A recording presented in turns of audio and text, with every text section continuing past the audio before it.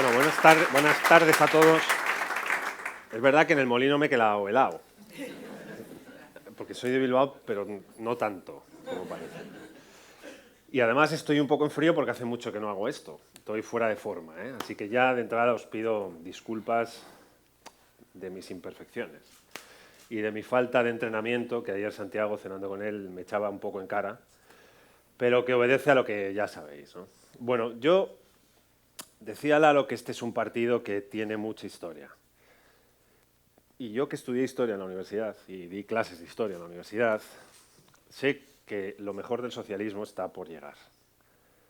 No sé si le voy a dar una mala noticia a alguno, o a alguna, pero que no. Pero creo que lo mejor del PSOE es lo que está por delante, no por detrás. Yo no creo que este partido sea la crónica de una melancolía. Yo creo que esto es un partido, que es un proyecto colectivo, con vocación mayoritaria de futuro. Es verdad que hemos pasado por momentos históricos muy difíciles. Había un tal Pablo Iglesias, el que fundó este partido, que en el año 1910 no se le dejaba hablar, en el año 1910, en el Congreso de los Diputados. Que cada vez que el presidente le daba la palabra, un entorno de diputadas y de diputados, sobre todo, se la quitaban. Es verdad que este es un partido que ha sido clandestino la mayoría de su tiempo, que ha estado en las cárceles y en los gobiernos, que ha estado y sigue estando en las cunetas, en el exilio de fuera, en el exilio de dentro, que ha tenido grandes mayorías y ha sido enormemente minoritario, que ha tenido momentos a lo largo de su historia. ¿Sí? Es porque no te cogen los Vale. los focos. Aquí estoy más guapo. Que ha tenido momentos en los que ha sido enormemente minoritario y otros en los que ha sido el gran constructor y el gran vector de mayorías en nuestro país. Si nos fijamos bien, de sus 137, dentro de muy poco, 138 años de historia, el PSOE ha sido mayoritario solo 22 años. Es decir, desde el año 74 hasta aquí se ha producido una excepción en la historia del partido. Antes fuimos parte de una izquierda hiperfragmentada, que hasta el Congreso de Suresnes no tomó una decisión este partido. No tomó la decisión de dejar de ser el primer partido de la izquierda para convertirse en el primer partido del país. Y eso hizo que aparecieran algunos a nuestra teórica izquierda que nos juzgaban en el izquierdómetro constantemente suspendiéndonos una y otra vez. Yo sé que para algunos tiene que ser muy difícil tener siempre la razón, creer tener siempre la razón y que la sociedad te la quite una y otra vez en las urnas. Pero este es un partido que nunca pretendió grandes dogmas, ni de fe, ni pretendió tener nunca el monopolio de la razón. Aprendió desde hace mucho tiempo que los demás tienen sus razones y que convivir en una sociedad plural consiste en reconocer que hay parte de razones en los demás que les dan sentido a sus vidas y que de alguna manera también nos la da a nosotros, en tanto que partido socialista, socialdemócrata, que mira y enfoca el mundo, la realidad y pretende un modelo de sociedad que es el suyo. Pero el nuestro, a diferencia de otros, no pretende anular el derecho que otros tienen a enarbolar su modelo de sociedad. Sé que hay algunos que nacieron para imponer su dogma. Dijeron, la única razón es la nuestra, todos los demás no la tienen y, por tanto, que aprendan a vivir bajo nuestro prisma. Nosotros hace mucho tiempo ya, más de un siglo, dijimos, no, todo el mundo tiene derecho a tener su enfoque. Y comprendemos la pluralidad de la sociedad porque la sociedad es plural. Y los demás tienen derecho a tener sus razones. Yo diría que de un tiempo a esta parte a este partido se le han olvidado que las tiene. Y yo creo que tiene que recuperar su conciencia de tener razones. Razones que pueden volver a ser mayoritarias, si queremos, ¿eh? Si nos quedamos discutiendo de facturas del pasado, de los procesos pendientes de unos y otros, si nos quedamos reivindicando lo que pudo ser y no fue. Para mí, personalmente, sería muy fácil denunciar la existencia de conspiraciones que impidieron que hace 2 años, por ejemplo, yo ganara un congreso, y no lo hice nunca. Me decía Lalo, no sé si te acuerdas, pero en Asturias ganaste. Digo, joder, claro que me acuerdo, claro, como para no acordarme. Me acuerdo perfectamente. Pero los errores fueron míos personales. Y respeté a quien ganó. Y me callé durante 2 años. Por eso hoy me notaréis desentrenado. Porque hace mucho que no hablo en público, porque eran otros los que tenían que hablar. Porque yo creo que los procesos son así, democráticos, siempre. Y este partido tiene sus razones. Los ha ido encontrando a lo largo de su historia, en cada uno de ellos, hasta conformar Lo que es, yo decía al principio, creo que lo mejor del PSOE es lo que está por delante, no lo que está por detrás. Yo me puedo poner, igual que cualquiera aquí, a reivindicar la obra de Ernest Lluch, de Maragall, de Felipe, de Solana, de Alfonso, de todo lo que hicieron en los años que gobernaron, entre el 82 y el 96. Y lo puedo hacer también entre el año 2004 y el año 2011, donde pasaron muchas cosas que cambiaron la vida de este país. Establecieron una utopía de una sociedad más libre, más democrática, con derechos de ciudadanía más avanzados, que los países más avanzados del mundo quisieron copiar. Acabamos con una cosa que, por ejemplo, a mí me cambió la vida, de la que nunca hablamos, que se llamaba ETA. Sacamos el terrorismo inoculado durante 5 décadas en nuestro país y lo dejamos de las páginas de los periódicos, lo dejamos en las páginas de la historia. Podríamos reivindicar todo lo que fuimos. Yo prefiero un partido que reivindique todo lo que está dispuesto a ser. Y en eso está el PSOE hoy. Sé que era más fácil para algunos decir que todo siguiera igual, ir de nuevo a unas elecciones, jugárnosla de nuevo, pero en 2 semanas han pasado cosas que antes a los periodistas en la entrada les decía que estaba seguro que no iban a ser el titular del canutazo, que le llamamos canutazo, en la entrada, ¿no? Pero en 15 días de funcionamiento del Congreso han pasado 4 cosas. La primera, que hemos paralizado la ley educativa.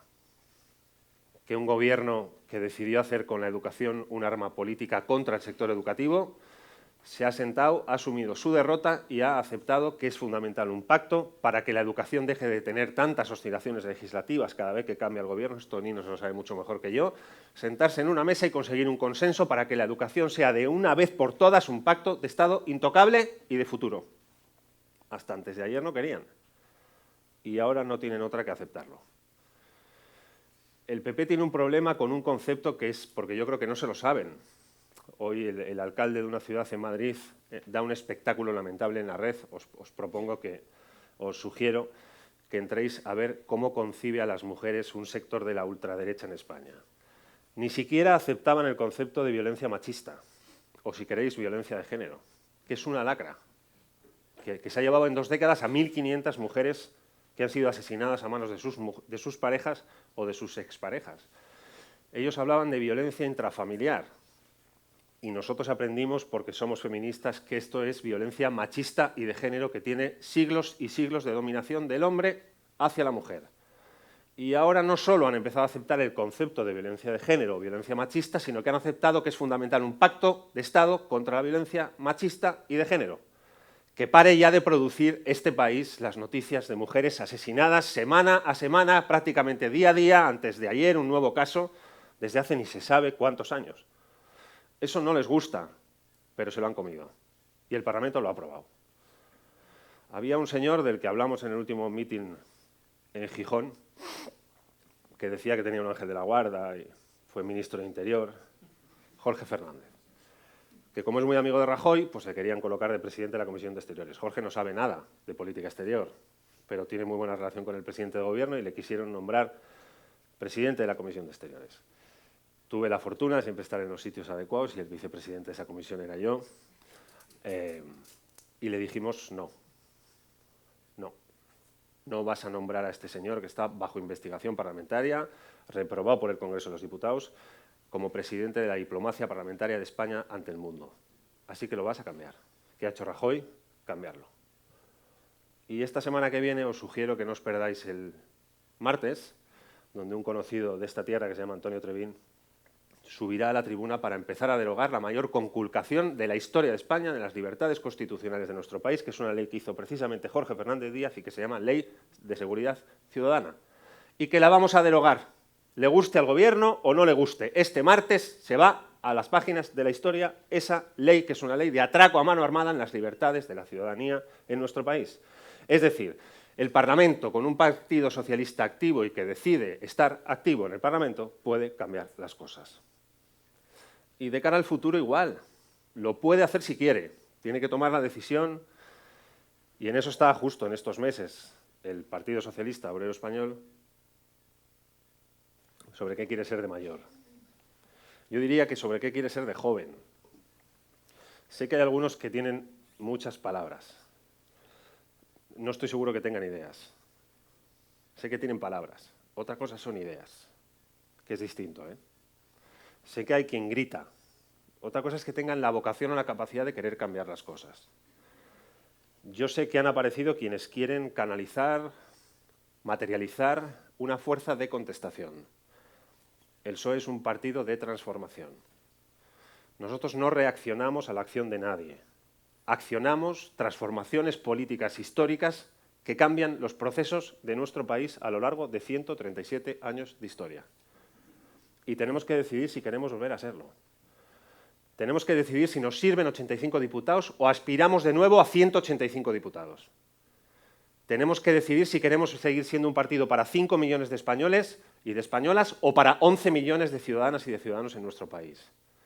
Tenemos que ser un partido que recuerde todo el día a Largo Caballero, bueno, Largo Caballero a poder ser no lo recordemos mucho, a Indalecio Prieto, a Pablo Iglesias, a Fernando de los Ríos, o si queremos pensar que la mejor generación de socialistas es la generación de socialistas que está por llegar.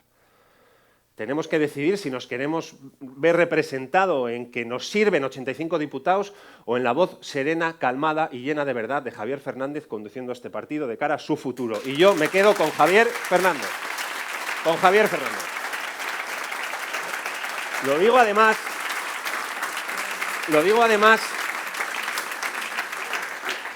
además desde la calma del que ya no está en ningún proceso de candidatura, ni nada de eso, ni lo va a estar, sino del que quiere ayudar al partido. Podríamos dedicarnos a las facturas pendientes, decía antes, o a los proyectos futuros.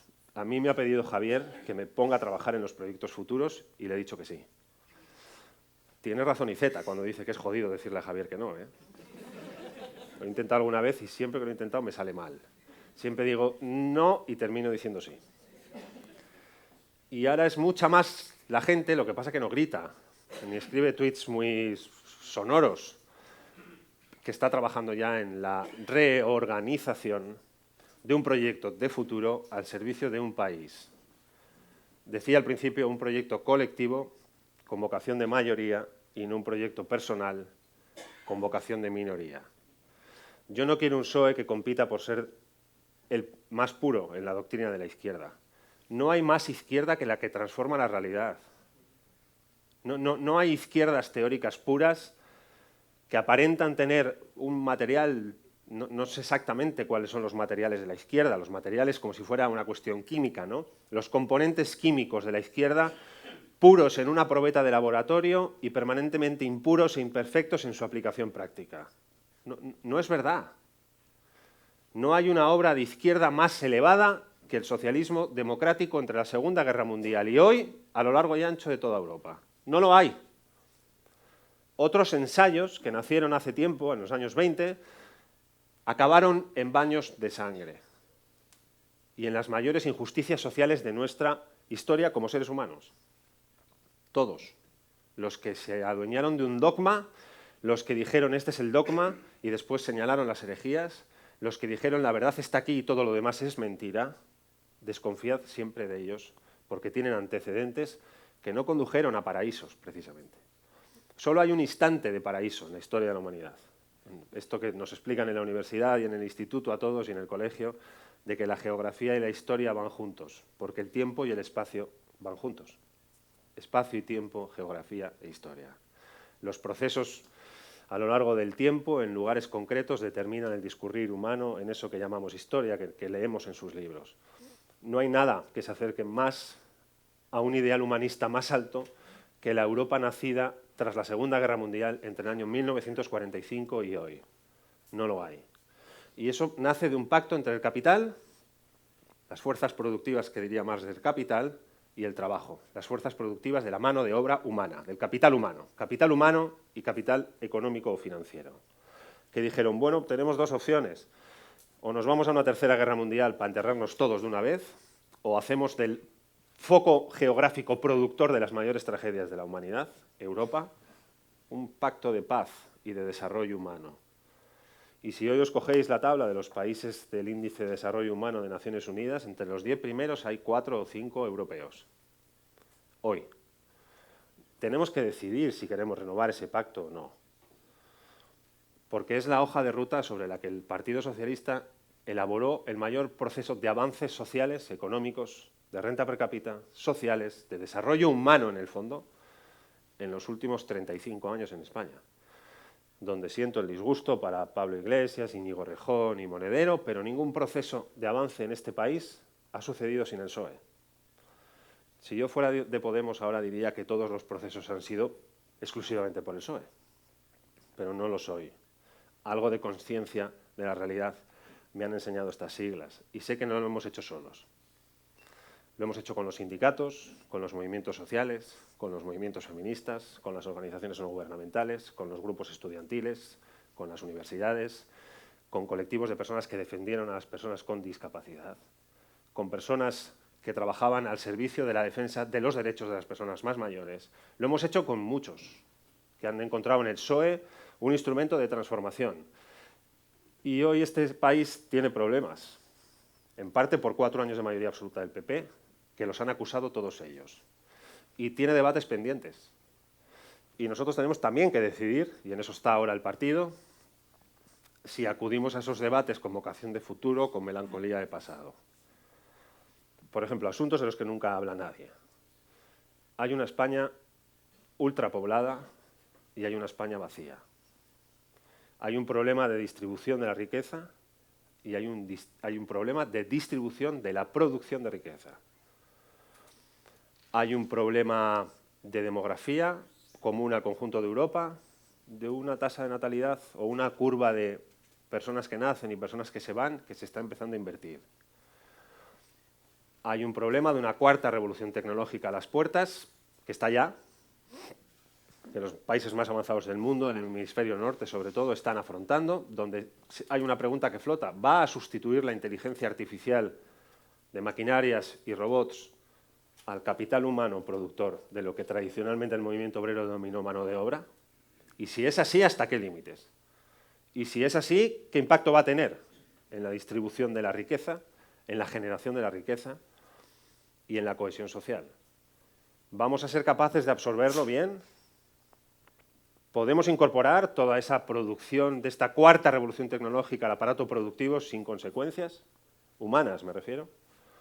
¿O tenemos que pensar en cuáles son sus causas y cuáles son sus consecuencias? Tenemos que pensar en algo que Taramundi sabe de esto, y Asturias sabe de esto, y yo que vengo de Bilbao, de Vizcaya, sé de esto. Esto de la globalización no se va a ir. No se puede parar. Se puede regular. Eso sí, lo podemos regular. Solos no. Como decían en La Bola de Cristal, que era un programa de mi etapa, solo no puedes, con amigos sí. Lo tendremos que hacer con amigos, pero hoy vemos algunas dinámicas que están ahí. Por ejemplo, a problemas globales, respuestas nacionales. Error. A desafíos universales, repliegues identitarios en el Estado-nación. Error. Ejemplos prácticos: la salida del Reino Unido de la Unión Europea, un payaso como presidente de gobierno de Estados Unidos que se llama Donald Trump, y una amenaza seria en mayo en las elecciones presidenciales de Francia, que si gana Le Pen pondrá en riesgo el proyecto de paz y de convivencia en este continente durante 70 años. Y hay más. Surgimientos de grupos neonazis en algunas, para nosotros, comunidades autónomas de un país que se llama Alemania. Un señor en el norte de los Países Bajos con indicadores de voto altamente preocupantes. El retorno de los chamanes, de los que a cosas que no sabemos a qué obedecen ofrecen siempre una fórmula de Fierabás. No sirve de nada, pero hay gente que la compra. Por ejemplo, en Estados Unidos, 64 millones de personas. Es verdad que Hillary Clinton ha ganado las elecciones por 2 millones de votos, pero ha perdido la Casa Blanca. Es verdad que, sin que nadie lo predijera, un país clave en la lucha contra el nazismo en la Segunda Guerra Mundial, que desembarcó en Normandía, que defendió la democracia, que la inventó tal y como la conocemos en el siglo XIX, un grupo de teóricos del liberalismo en Inglaterra, se han ido de la Unión Europea. Procesos de enorme dificultad, y nosotros tenemos que decidir si queremos afrontarlos o no. Si queremos cerrar las fronteras como el que cierra la puerta porque sabe que hay problemas fuera y dice, bueno, como he cerrado la puerta y ya no los veo, los problemas ya no van conmigo. No, es un error. A todos esos desafíos el PSOE tiene que hacer frente. Y yo creo que hay dinámicas y hay posibilidades y hay palancas para afrontarlos con seriedad y con posibilidades de convertirlos en fortalezas para este país. Por ejemplo, hay quien cree que esto va de irse de la Unión Europea. Yo creo que no. Hay quien dice que este discurso de defensa de una Europa unida y en paz que juegue un rol en el mundo, un rol compartido, es una especie de europeísmo azucarado, que queda muy bien, que sabe muy bien, pero que no dice nada. Para mí sí dice. Hay quien cree que hay que seguir reivindicando las industrias del siglo XIX. Yo creo que hay que defender coordenadas de competitividad para nuestra economía, que está plenamente interdependiente ya con el resto del mundo, plenamente globalizada, expuesta a vaivenes que nos trascienden como país y a las puertas de una cuarta revolución tecnológica que va a cuestionar nuestros modelos productivos en el conjunto de Europa y en el conjunto del país. Hay quien cree que se puede desgajar el modelo educativo del modelo productivo. Yo creo que no. Yo creo que el modelo educativo tiene que formar conciencias cívicas, no solo mano de obra, pero tiene que integrarse bien en lo que le demanda nuestro proceso productivo, en lo que España sabe hacer las cosas bien, si queremos formar capital humano de futuro, que es, como decía un gran amigo Pepe Griñán, la educación de hoy, el Producto Interior Bruto de mañana. Podemos estar permanentemente atentos a buscar soluciones a lo que llamamos el problema territorial, especialmente por Cataluña, o podemos apostar por un nuevo relato. Vi un tuit de Víctor hace poco que recogía un discurso de Javier Fernández en el Parlamento asturiano, y tiene razón. Tiene razón. Podemos caer de nuevo en las trampas de las naciones, o podemos apostar por un discurso socialista, socialdemócrata. Lo siento, no venimos de un mundo romántico. Nuestra placenta histórica no es el romanticismo, es la Ilustración. Es la razón, no es el corazón. Pablo Iglesias en el año 1915 llamaba a los obreros a votar con la fuerza de sus ideas. Carod Rovira hace unos años llamaba a los catalanes a votar con el corazón. No se vota con el corazón, se vota con la razón, se vota con aquello que uno cree que es mejor para su país, coño, para su ciudad, para su comunidad autónoma, no con lo que siente. Dejen los sentimientos de la gente en paz de una vez, que cada uno sienta lo que quiera, pero que alguien ponga alguna idea encima de la mesa. Bueno, el PSOE ha puesto una y ha dicho que esto de la convivencia sigue siendo posible, pero no convivencia por identidades nacionales cerradas. ¿Puede el socialismo democrático hablar de ciudadanas y de ciudadanos? ¿Cómo no va a poder hablar si es un partido de origen republicano? ¿Qué es el republicanismo sino que el Estado no entre en todo aquello que le compete a cada hombre o a cada mujer? Que el Estado y sus leyes no interfieren en todo aquello que depende de cada persona. Sentimientos identitarios, modelos de entender la idea de familia, orientaciones sexuales, creencias religiosas, todo lo que es de cada una y de cada uno de nosotros. ¿Puede haber una cierta laicidad legislativa en el ámbito de los sentimientos de una santa vez? Por favor. ¿O tenemos que seguir aguantando que quien ha decidido que nos puede definir en el campo, da igual de qué, de la identidad nacional, de las creencias, nos siga definiendo? Oiga, yo no sé si soy vasco. Hay días que solo soy Eduardo Madina y hay otros días que ni siquiera llego a ser Eduardo Madina. Porque me cuesta llegar a ser yo mismo, como para tener que elegir una única patria pura, limpia, homogénea, distanciada y diferenciada de otras patrias. No. ¿Podemos hacer un discurso más agnóstico en términos de la pertenencia? Con la pirámide demográfica que tenemos, no convendría, incluso desde el punto de vista de la utilidad práctica, definir la pertenencia como lo hacía, por ejemplo, este partido a lo largo de toda su historia y las tesis politológicas más avanzadas que existen en ciencia política, que dicen, no, mire, se pertenece a una cosa que se llama Estado, a través de una cosa que se llama derechos, y la que siempre se nos olvida, obligaciones de una cosa que se llama ciudadanía, y da igual el color de piel, la creencia religiosa, el género, la orientación sexual, el modelo de entender la vida, la muerte. Se pertenece solo por la idea de ciudadanía. ¿A qué se pertenece? A una sociedad. Somos una sociedad de ciudadanas y de ciudadanos libres e iguales. ¿Y en qué nos organizamos? En un Estado. Sin cargas románticas ni sentimentales, un Estado que organiza la convivencia de personas muy plurales y muy diversas. ¿Podemos afrontar el debate territorial desde este enfoque? ¿Podemos descargarnos la piedra de las naciones de una santa vez del hombro? ¿Podemos dejar que cada mujer decida y sienta lo que quiera dentro de su vida y de su cuerpo y de su todo y que cada hombre haga lo mismo?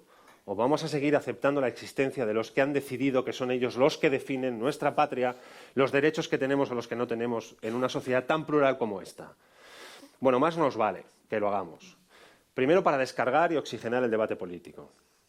Segundo, para saber que el problema, o lo que llamamos el problema territorial, no tiene solución. Tiene normas de convivencia.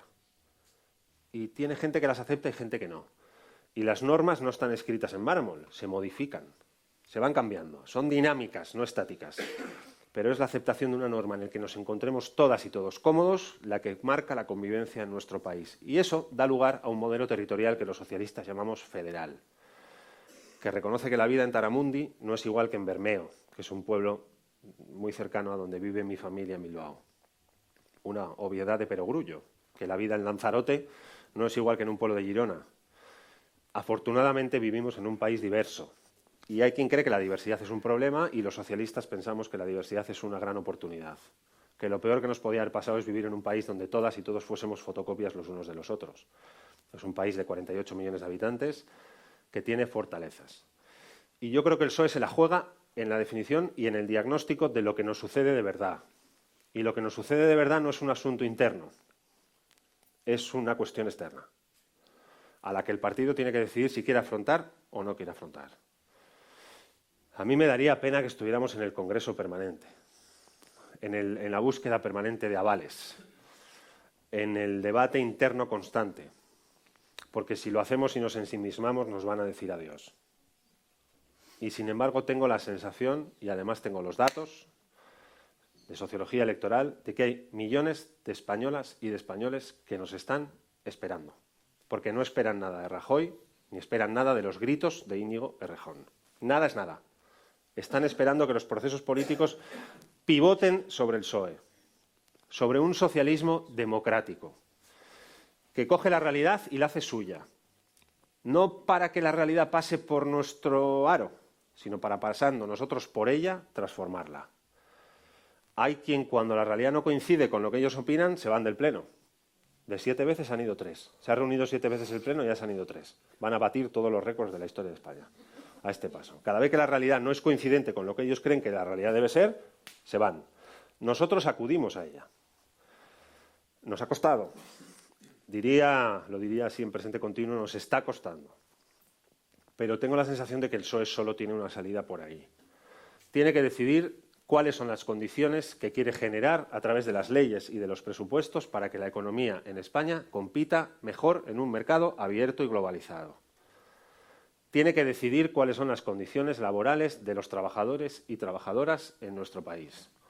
Hoy hay 6 millones de personas sin convenio colectivo de los 17,5 que están trabajando en el conjunto del mercado laboral. Tiene que decidir si es aceptable la existencia de sueldos de mierda gracias a la reforma laboral que aprobó Fátima Báñez y el señor Rajoy, o si la quiere cambiar y ya lo ha hecho. Vamos a derogarla. Vamos a volver a sentar juntos a los sindicatos, que por cierto han anunciado ya movilizaciones para el mes de diciembre, a ver si el señor Rajoy deja el marca y se entera de algo de una santa vez, y se sienta de nuevo en una mesa de diálogo social para pactar un nuevo marco de relaciones laborales que de entrada sea constitucional, porque el que tenemos ahora no lo es. Los ponentes constitucionales, a los que algunos han especializado en criticar mucho, eran bastante más listos que algunos, que algunos de los que les critican. Pero hicieron que el marco de relaciones laborales dependiera de nuestro pacto constituyente. Nos constituimos por muchas cosas, entre otras cosas, a través de nuestro modelo de relaciones laborales, donde es simétrica la relación entre el empresario y el trabajador o la trabajadora. Hasta este gobierno, que decidió hacerla asimétrica, y toda la sartén por el mango se la dio al empresario. Y la realidad es que hoy los sueldos son mucho más peores, la devaluación salarial se ha producido en España como nunca antes en tan poco tiempo y, por tanto, la necesidad de revisar eso, volver a la negociación colectiva, recuperar el diálogo social y mejorar las condiciones laborales es positivo para los trabajadores y las trabajadoras y, con perdón del señor Montoro, que sé que no lo comparte, para la competitividad de la economía y el flujo de dinero discurriendo y circulando en el mercado en nuestro país. Es sencillo, ¿eh? Si bajan los sueldos, bajan las cotizaciones y entra en riesgo el sistema de seguridad social. Si bajan los sueldos y baja el poder adquisitivo de 17 millones de personas, se consume, se ahorra y se invierte menos. Y, por tanto, los problemas continúan. Y la deuda pública sube. Y si lo veis, el círculo es perfecto. Han bajado los sueldos, han bajado las cotizaciones, el sistema de seguridad está en riesgo, se han zumbado 80.000 millones de euros, que dejó el malvado Zapatero en la hucha de las pensiones en su etapa de 8 años o 7 y medio de gobierno. El 20% de paro sigue ahí, el desempleo juvenil es más alto que nunca, tenemos a todo nuestro capital humano mejor formado fuera de España porque nuestro modelo no lo absorbe y el Montoro se ríe todos los martes y todos los jueves, probablemente de sí mismo, aunque todavía no lo sabe. Por tanto, creo que el debate sobre cuál es el modelo es la clave a la que tenemos que afrontar. Y tercero, ¿vamos a hacer un discurso de defensa de lo que este partido ha hecho siempre, que es la cohesión social, sí o no? Cohesión social no en el sentido de igualación completa de la renta, sino de generación de unas condiciones mínimas y unos máximos, de unas distancias razonables, con unos mínimos asegurados de condiciones de vida para los que no tenemos la suerte de apellidarnos de Vigo, Mato, Aznar o Rato. Para los que nacieron con el esfuerzo del trabajo de sus abuelos y abuelas, madres y padres. Para asegurar, en el fondo, esto está teorizado ya desde hace mucho tiempo por teóricos del socialismo democrático y otros, la paz social y una distribución justa de la riqueza existente. Si además tenemos, como decía al principio, y quiero terminar por aquí porque estamos donde estamos, un problema de distribución de la producción, ¿podemos vincular la redistribución de la riqueza con la redistribución de los focos productores de riqueza, sí o no? Hoy probablemente la vida en esta zona, en Taramundi, sería muy distinta si no se llegan a haber tomado hace 30 años algunas decisiones políticas. Y como esta zona, otras muchas de España. ¿Se puede o no se puede? Bueno, pues ese es el reto y la gran pregunta que tiene el PSOE por delante. No es tanto quién, ni cuándo, sino qué y cómo. Y sobre todo, y lo voy a decir en minúscula porque sé que hay quien no le gusta, ¿para qué? Yo me afilié en la misma agrupación de un gran compañero que es una de las grandes voces de este partido a lo largo de toda su historia, que se llamaba Ramón Rubial, presidente del partido durante mucho tiempo, 21 años de cárcel, una vida consagrada al socialismo y al movimiento obrero, que decía, el día que el PSOE deje de ser útil, por favor, ciérrenlo, en homenaje a todos aquellos años en los que sí fue útil. Si deja de ser útil, no lo mantengan abierto, ciérrenlo, dejen que sea una página de la historia, no nos lo arrastren. Bueno, yo creo que el PSOE se tiene que levantar, que han venido por nuestro orgullo y nos lo han tocado. Y que cuando el orgullo de este partido está tocado, este partido se despierta siempre mucho más rápido de lo que a algunos les gustaría. Dibujemos un proyecto, por favor, no de nadie, no para lo de dentro, un proyecto de país, a poder ser posible, a poder ser posible. Para proyectos imposibles tenemos competencia ya, ¿eh? Ya están en lo imposible, algunos han descrito lo imposible mucho mejor que nosotros, no hay que mirar ahí. Hay que mirar a los que, teniendo un proyecto de país en la derecha en España, han cambiado las condiciones de vida de la gente en este país en los últimos 5 años, 4 de mayoría absoluta, y la próloga de la bromita de los 311 días, parado todo, con Rajoy en la Moncloa, el Puro, el Marca, y un año de próloga. Lo han cambiado. Dijeron, tenemos un programa, aplicaron otro. Y era un programa de cambio, ¿eh? Era un programa electoral de cambio, y secreto. No era el que presentaron a las elecciones en el año 2011, pero lo han cambiado. Aplicando otro, lo han cambiado. Por tanto, por favor, un proyecto de país posible, con un equipo de gente que lo comprenda, al mando, que lo aplique, que genere grandes mayorías, que sean de transformación y que no se conformen con pequeñas victorias frente al tercero o el cuarto, sino que aspiren de nuevo a ser el primer partido del país. ¡El primero! El primero. Yo creo, y Lalo,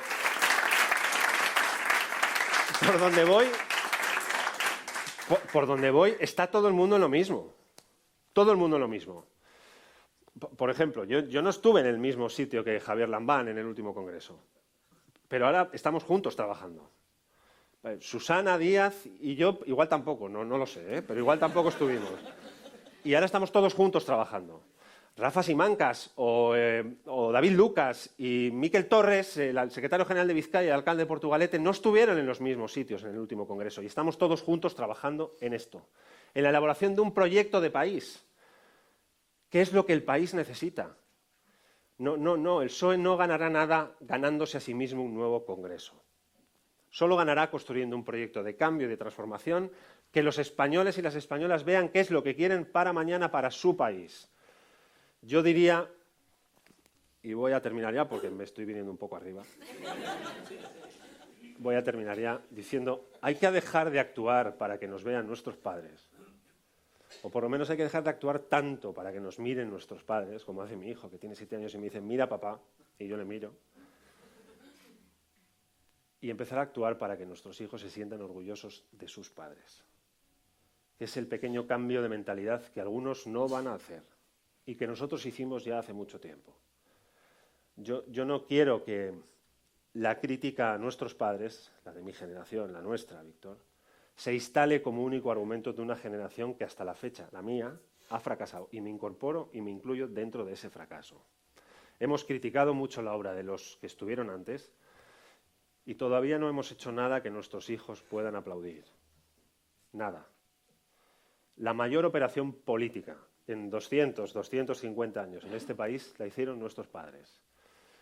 Venían de perder una guerra civil, venían de 40 años de dictadura y construyeron una democracia de aceptaciones mutuas.